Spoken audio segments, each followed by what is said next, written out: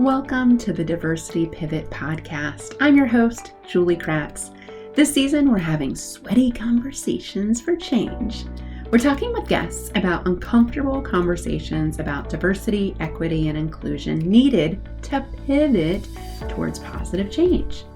We do this podcast because it's important that all voices are heard, all people are seen, and all people feel a sense of belonging in their workplaces. Let's meet this week's guest.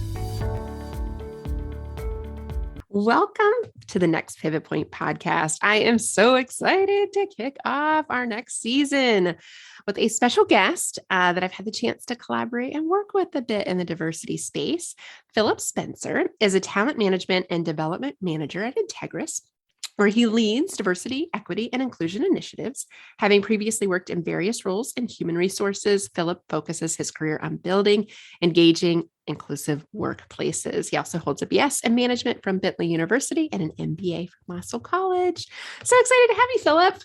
I'm so excited to be here, Julie. Thank you for having me. Oh, well, let's dive in. We're going to get to the kind of candid conversations about diversity quickly here in this season. We want to have kind of relatable stories. And I know you have a treasure trove of stories over the years, Phillip, doing the work that you do in HR and being an out gay man in the workplace and doing DEI work now.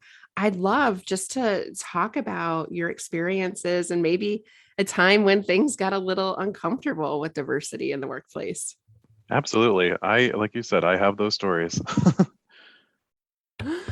And think about a time when maybe, either you were part of an experience or you were a bystander to experience. What happened, and walk us through a story.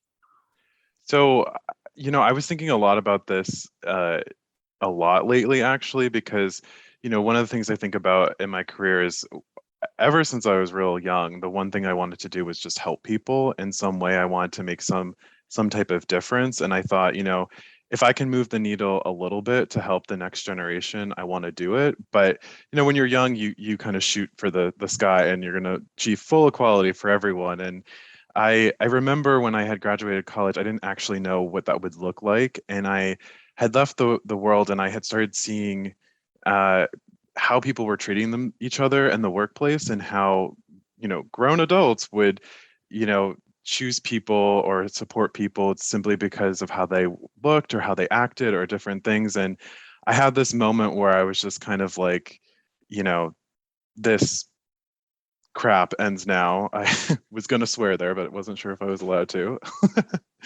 And, and so I just kind of thought this has to change. And that's what really kind of fueled my passion to develop these inclusive workplaces, because I always think that everyone deserves to have a great day at work. They deserve to be able to show up, do their work. If you like what you do, you should be able to do it at work and not have fear that people are going to judge you, that they're going to harass you, that they're going to bully you or anything like that. You should be able to show up and do that.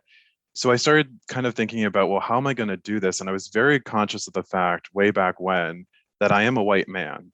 So it's, who am I to tell a person of color what their experience is, or to be like, what, actually, this is what it's like to be a woman in America. Like it's not my place. I think they call that mansplaining. Right, exactly.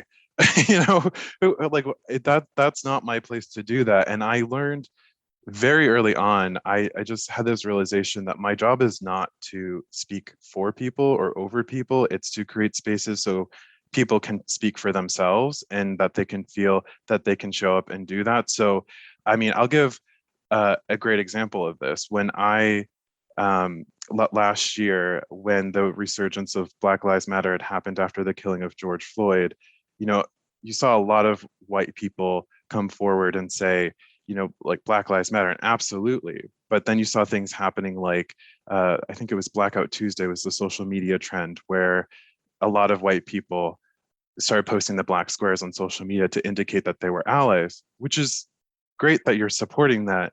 But I'm blanking on the person who said this, but there was someone said that danger to diversity inclusion is the woke white person who thinks that they're being supportive, but what they're actually doing is taking the spotlight and they're putting it onto themselves.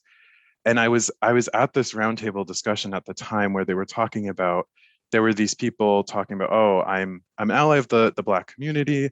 I'm doing X, Y, and Z. And I just said, great. What are you going to do next year? What are you going to do next month? What are you going to do tomorrow when the media is not talking about this?